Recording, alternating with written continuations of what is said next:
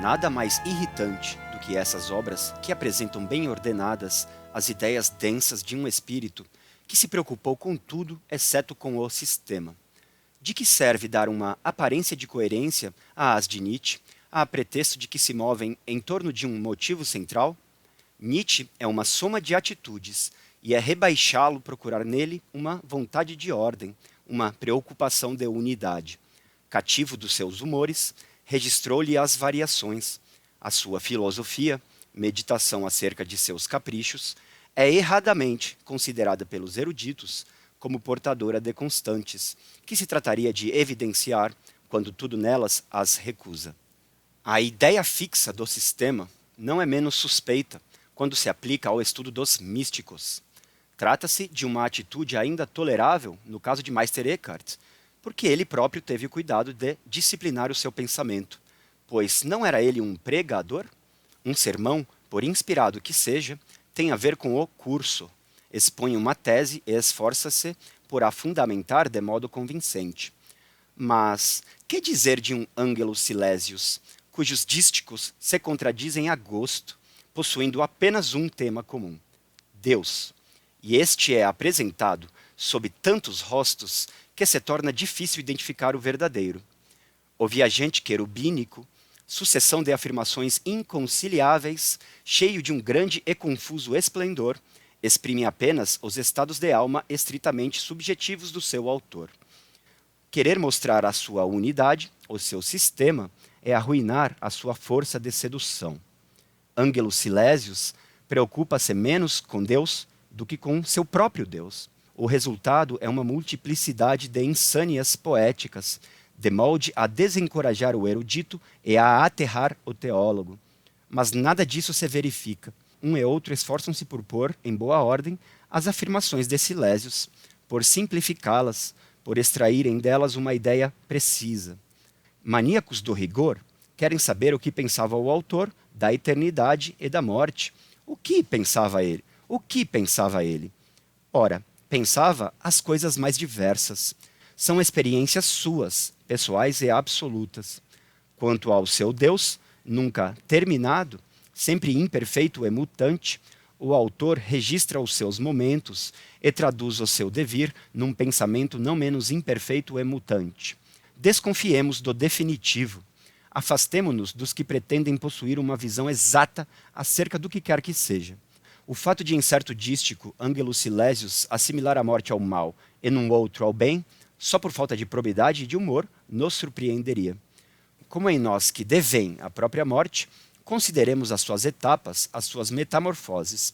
Encerrá-la numa fórmula é detê-la, sabotá-la.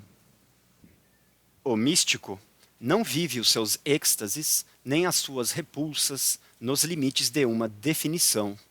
A sua pretensão não é satisfazer as exigências do pensamento, mas sim as das sensações. E tende para a sensação muito mais ainda do que o poeta, uma vez que é por meio dela que confina com Deus. Não há dois frêmitos idênticos, ou que se possam repetir à vontade. A identidade de um mesmo vocábulo encobre, de fato, uma quantidade imensa de experiências divergentes.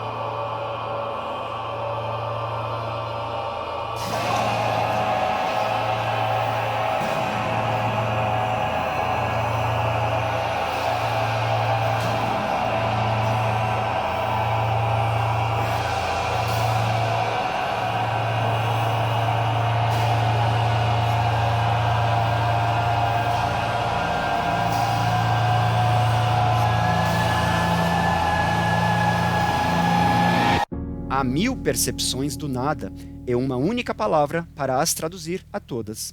É a indigência do discurso que torna o universo inteligível. Em Ângelus Silesius, o intervalo que separa um dístico de outro é atenuado, senão anulado, pela imagem familiar das mesmas palavras que se repetem, devido a essa pobreza da linguagem que faz perder a individualidade tanto aos suspiros como aos horrores e aos êxtases. Assim, o místico desnatura a sua experiência ao exprimi-la, quase tanto como o erudito desnatura o místico ao comentá-lo. É enganarmos-nos acerca da mística, crer que esta deriva de um amolecimento dos instintos, de uma seiva comprometida. Um Luís de León, um São João da Cruz, coroaram uma época de grandes empreendimentos e foram necessariamente contemporâneos da conquista. Longe de serem deficientes, lutaram pela sua fé, enfrentaram diretamente Deus, apropriaram-se do céu. A sua idolatria do não querer, da doçura e da passividade, garantia-os contra uma tensão difícil de suportar, contra essa histeria superabundante de que procedia a sua intolerância, o seu proselitismo, o seu poder sobre este mundo e o outro. Para melhor os adivinharmos, imaginemos um Fernando Cortés no meio de uma geografia invisível. Não foram menos conquistadores os místicos alemães. A sua tendência para a heresia, para a afirmação pessoal, para o protesto, traduzia no plano espiritual a vontade de se individualizar que animava uma nação inteira. Tal foi a significação da reforma, que deu à Alemanha o seu sentido histórico. Em plena Idade Média, Eckhart vai para além da tradição e empenha-se num caminho que lhe é próprio. A sua vitalidade anuncia a de Lutero. Do mesmo modo, indica a direção que o pensamento alemão assumirá. Mas o que lhe garante uma posição única é o fato de, pai do paradoxo em matéria de religião, ter sido o primeiro a dar uma forma de drama intelectual às relações entre o homem e Deus. Esta tensão convinha particularmente a uma época em que um povo inteiro estava em fermentação e em busca de si próprio. Havia qualquer coisa de cavaleiro nestes místicos, portadores de uma couraça secreta, indomáveis até na sua paixão de autotortura, possuíam a altivez do gemido, uma demência contagiosa, incendiária. Suso em nada fica atrás dos mais extravagantes anacoretas, a tal ponto soube tornar variados os seus tormentos. O espírito cavalheiresco, virado para o intemporal, perpetua no âmbito deste, do intemporal, o amor pela aventura, porque a mística é uma aventura vertical. Arrisca-se em altura e apodera-se de uma outra forma de espaço. Por esse lado, distingue-se dessas doutrinas da decadência, cuja característica é não brotarem da fonte, virem de alhures como as que do Oriente foram transplantadas para Roma. Por isso não correspondem senão ao apetite de marasmo de uma civilização incapaz de criar uma religião nova ou de aderir ainda aos prestígios da mitologia. O mesmo se passa com os místicos de hoje, com o seu absoluto importado, destinado aos fracos e aos desiludidos. Suspiro insolente da criatura, a piedade é inseparável da energia e do vigor. Port-Royal, apesar do seu aspecto idílico, foi a expressão de uma espiritualidade transbordante. Foi aí que a França conheceu o seu derradeiro momento de interioridade. Depois, só na vida laica pôde redescobrir esse excesso e essa força. Fez a revolução. Após o estabelecimento de um catolicismo edulcorado, era tudo o que podia empreender. Tendo perdido a tentação da heresia, tornava-se estéril em inspiração religiosa. Insubmissos por vocação, desenfreados nas suas orações, os místicos, tremendo, brincam com o céu.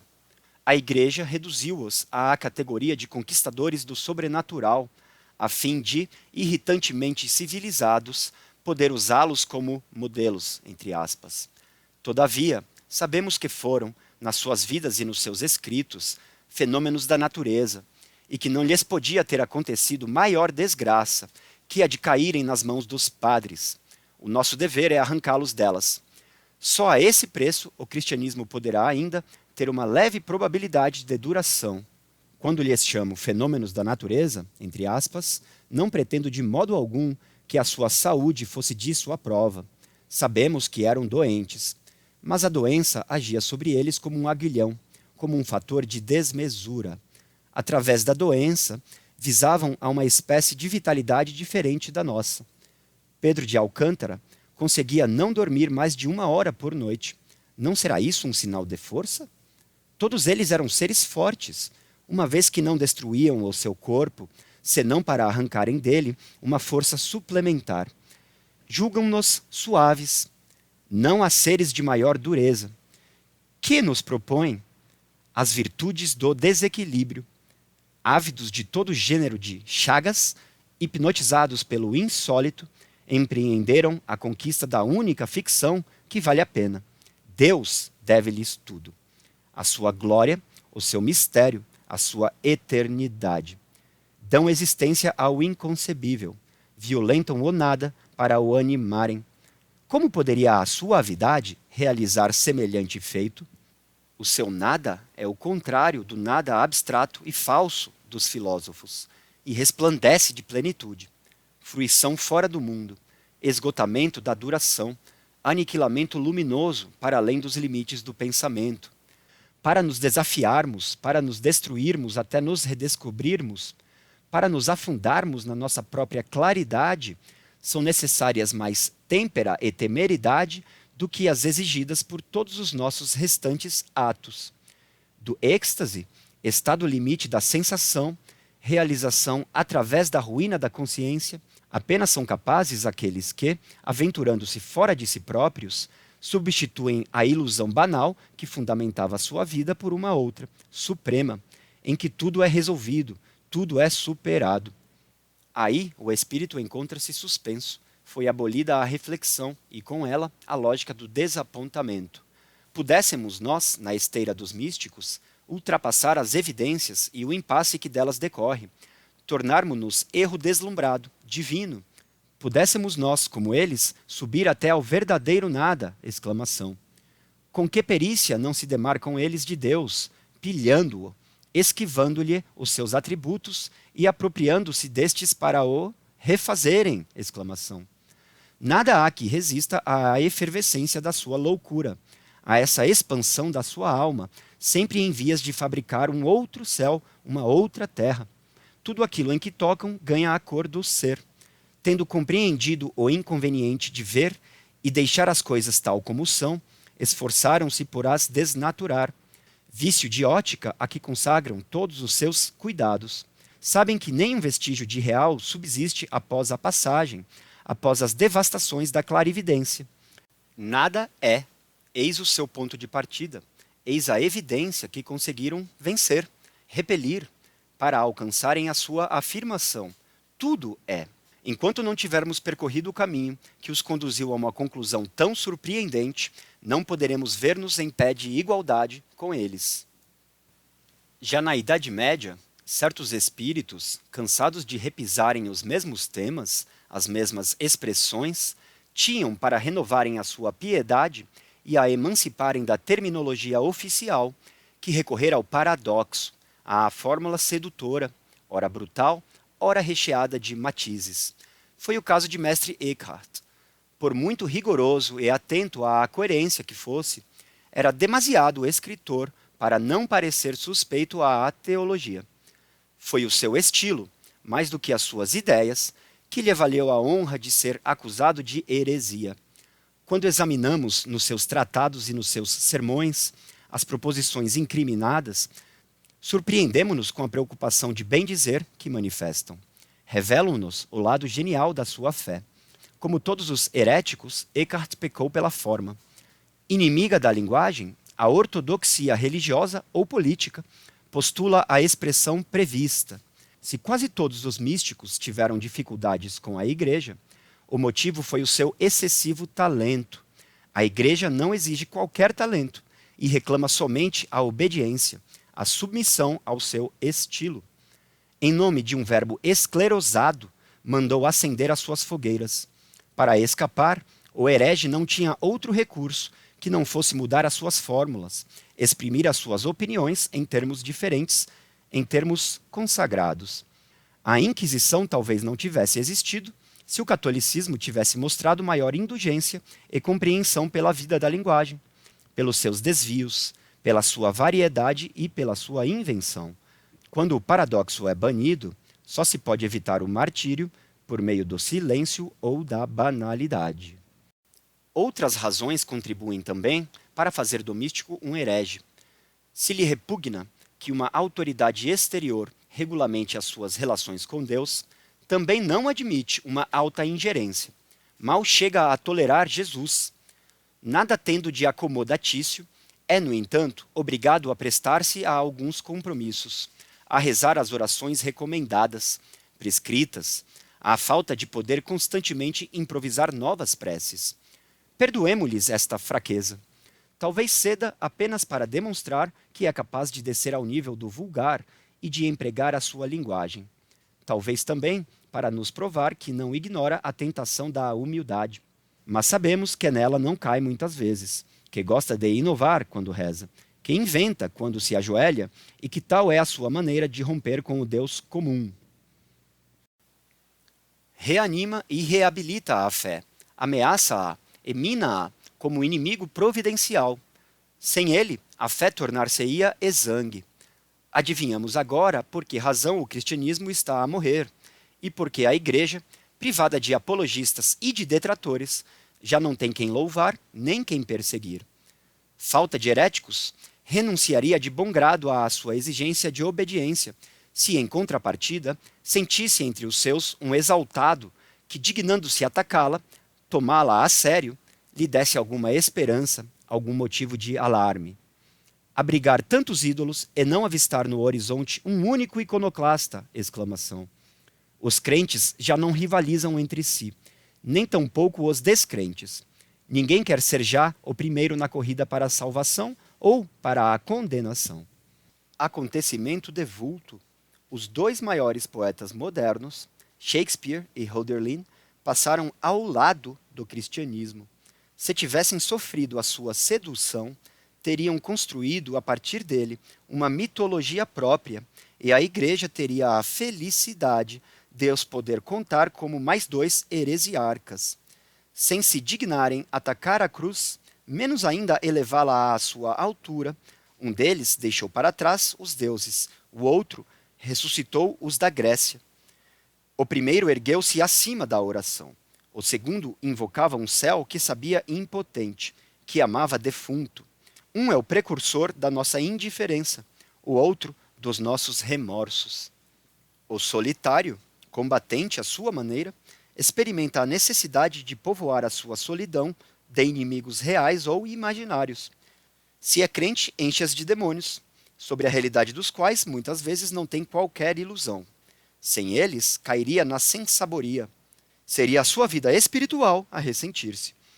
Foi com razão que Jacques Bohème chamou ao diabo o cozinheiro da natureza, aquele cuja arte dá sabor a todas as coisas. O próprio Deus, fixando desde o início a necessidade do inimigo, reconhecia não poder dispensar lutar, atacar e ser atacado.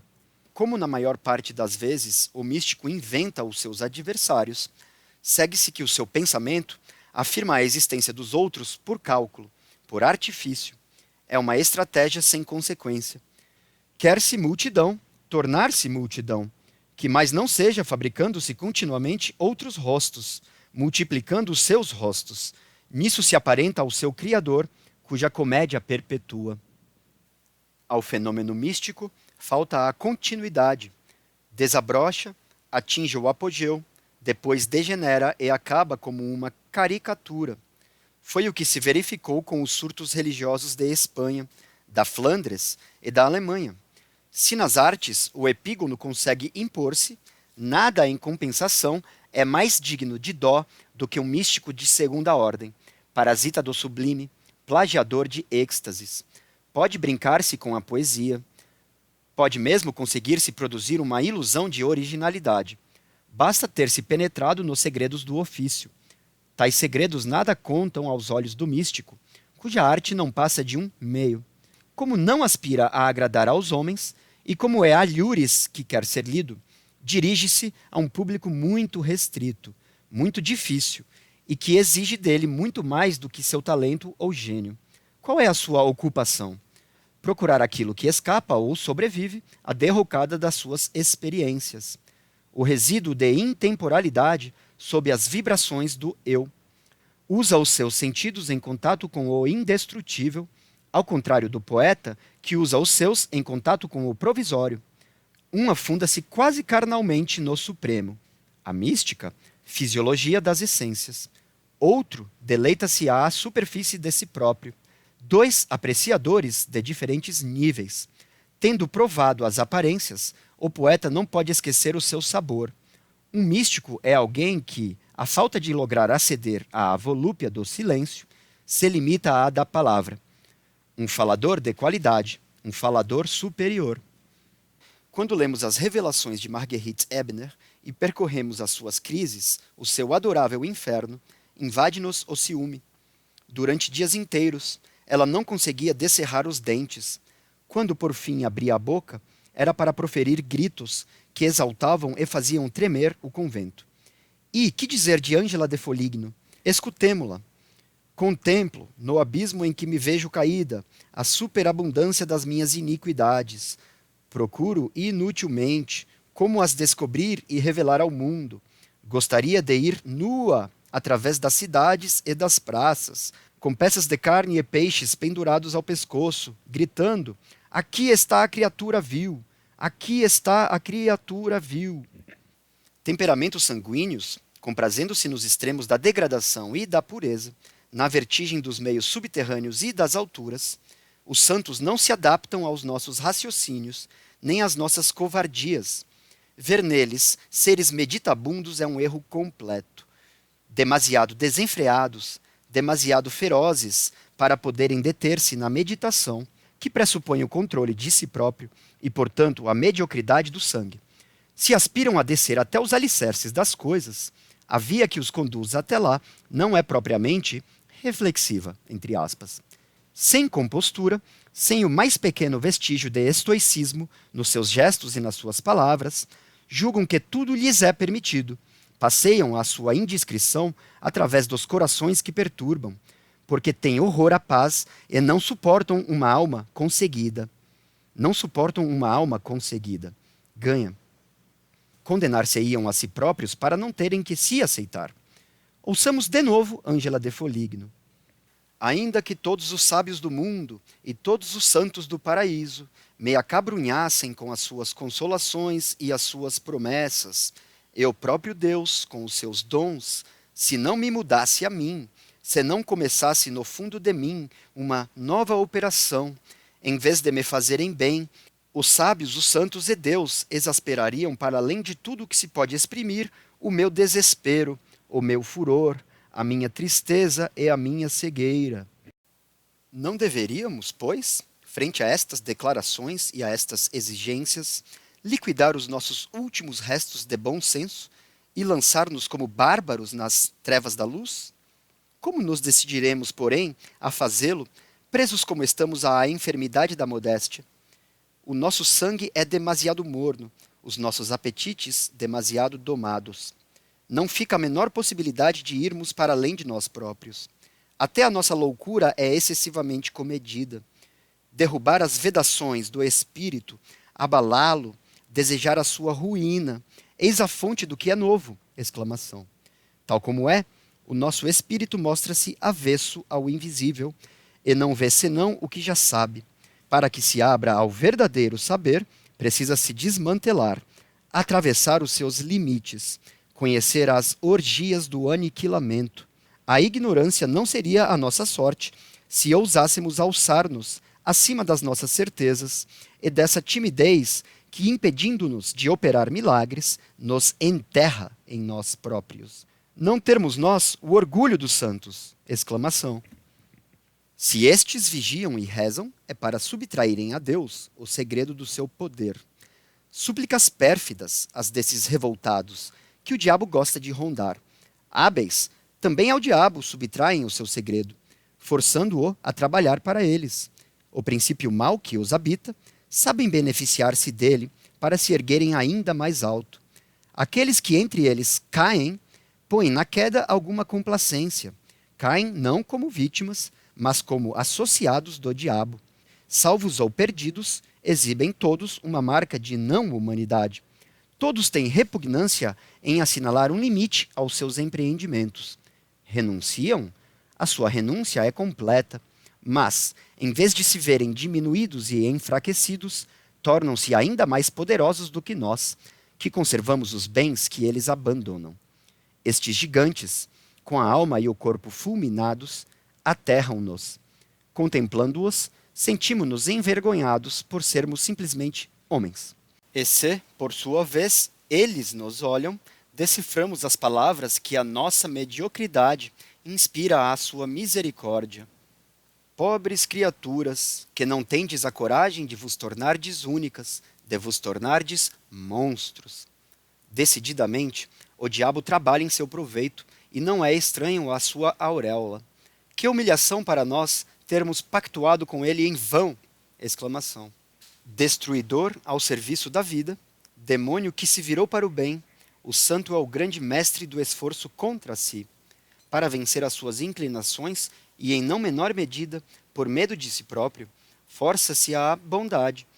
E, imaginando ter semelhantes e deveres para com eles, seus semelhantes, impõe-se às canseiras da piedade. Sofre e gosta de sofrer, mas no termo dos seus sofrimentos, faz dos seres seus brinquedos, percorre o futuro, lê nos pensamentos alheios, cura os incuráveis, infringe impunemente as leis da natureza. Foi para adquirir esta liberdade e esta força que rezou e resistiu às tentações. O prazer, ele está consciente disso, distende e enfraquece. Se recorresse ao prazer, deixaria de poder ter acesso ou sequer de ambicionar o extraordinário. A sua força e as suas faculdades quebrar-se-iam. O seu desejo deixaria de possuir a mesma energia e deixaria de ter impulso à sua ambição.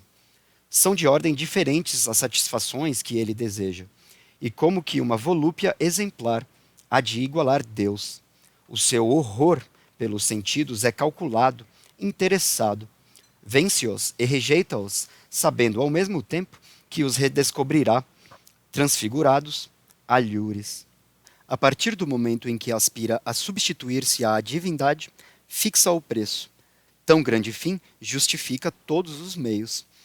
Persuadido de que a eternidade é apanágio de um corpo devastado, procurará todas as espécies de enfermidades e conspirará contra seu bem-estar, da ruína do qual esperará a sua salvação e o seu triunfo. Se deixasse arrastar pela sua natureza, pereceria. Mas, como utiliza a sua vitalidade maltratada, reergue-se. Demasiado contida, esta acaba por explodir. E ele torna-se um doente temível que se vira para o céu para de lá desalojar o usurpador. Semelhante favor, reservado àqueles que, através da dor, penetraram o segredo da criação, só se encontra nas épocas em que a santidade é assimilada a uma desgraça. Todo o estado inspirado procede de uma inanição cultivada, deliberada. A santidade, inspiração ininterrupta, é uma arte de se deixar morrer de fome sem morrer, um desafio lançado às entranhas, e como que uma demonstração da incompatibilidade entre o êxtase e a digestão. Uma humanidade farta produz céticos, nunca santos. O absoluto, uma questão de regime. Não há fogo interior, não há chama sem a supressão quase total do alimento. Contrariemos nossos apetites. Os nossos órgãos começarão a arder, a nossa matéria incendiar-se-á. Quem come o que tem na vontade está espiritualmente condenado. Mas, por meio de impulsos selvagens, os santos conseguiram dominar esses apetites e, portanto, conservaram-nos em segredo. Não ignoravam que a caridade extrai a sua força dos nossos dramas fisiológicos e que tinham para se ligarem aos seres que declarar guerra ao corpo, que o perverter, martirizar e dominar. Cada um deles evoca um agressor que, subitamente convertido ao amor, se aplicasse a partir de então a odiar-se. E souberam, todos eles, odiar-se até o fim. Mas, esgotado este ódio por si próprios, viam-se livres, desprendidos de tudo os que pudesse os tolher. A ascese revelara-lhes o sentido e a utilidade da destruição, prelúdio da pureza e da libertação. Em seguida revelar-nos-ão por que horrores teremos de passar se quisermos também nós ser livres. Seja qual for o nível em que se desenrola a nossa vida, só será verdadeiramente nossa na proporção dos nossos esforços para quebrar as suas formas aparentes. O tédio, o desespero, a própria abulia poderão ajudar-nos, contanto que a experiência seja completa, que os vivamos até o momento em que, arriscando-nos a sucumbir-lhes, nos levantamos de novo e os transformamos em auxiliares da nossa vitalidade. Haverá coisa mais fecunda do que o pior para quem saiba desejá-lo? Porque não é o sofrimento que liberta, mas o desejo de sofrer. Como poderíamos rir-nos da histeria da Idade Média? Suspirávamos ou uivávamos na nossa cela. Os outros veneravam-nos. As nossas perturbações não nos levavam ao psiquiatra. Com medo de as vermos curadas, exasperávamo-las, enquanto, por outro lado, escondíamos a saúde como uma vergonha, como um vício. A doença era um recurso ao alcance de todos, o grande remédio. Depois, caída em descrédito, boicotada, continuou ainda a reinar, mas sem que ninguém a ame ou a procure. Doentes, já não sabemos o que fazer dos nossos males. São diversas as nossas loucuras condenadas à inutilidade. Há outras histerias, não menos admiráveis, essas de onde emanam os hinos ao sol, ao ser, ao desconhecido. Aurora do Egito, da Grécia, frenesi das mitologias, transportes nascidos do primeiro contato com os elementos. Nas antípodas de tudo isso, nós somos incapazes de vibrar diante do espetáculo das origens. As nossas interrogações, em lugar de se transporem vivamente em ritmos, arrastam-se nas baixezas do conceito, ou surgem desfiguradas sob o riso trocista dos sistemas. Onde está a nossa sensibilidade ímnica, a embriaguez dos nossos começos, a aurora dos nossos espantos? Lancemo-nos aos pés da Pítia, regressemos aos nossos antigos transes. Filosofia dos momentos únicos, única filosofia. Quando deixarmos de referir a Deus a nossa vida secreta, poderemos atingir êxtases tão eficazes como os dos místicos e vencer esta terra cá embaixo sem recorrer ao além. E, se apesar de tudo, a obsessão de um outro mundo nos perseguisse, ser-nos-ia fácil construí-lo, projetar um mundo de circunstância, destinado, que mais não fosse, a satisfazer a nossa necessidade de invisível. O que conta são as nossas sensações, a sua intensidade e as suas virtudes, bem como a nossa capacidade de nos precipitarmos numa loucura não sagrada. No desconhecido, poderemos ir tão longe como os santos, sem nos servirmos dos seus meios. Bastar-nos-á forçar a razão a um longo mutismo. Entregues a nós próprios, já nada nos impedirá de aceder à suspensão deliciosa de todas as nossas faculdades. Quem entreviu tais estados sabe que neles os nossos movimentos perdem o seu sentido habitual. Subimos ao abismo, descemos ao céu. Onde estamos? Pergunta sem objeto, já não temos lugar.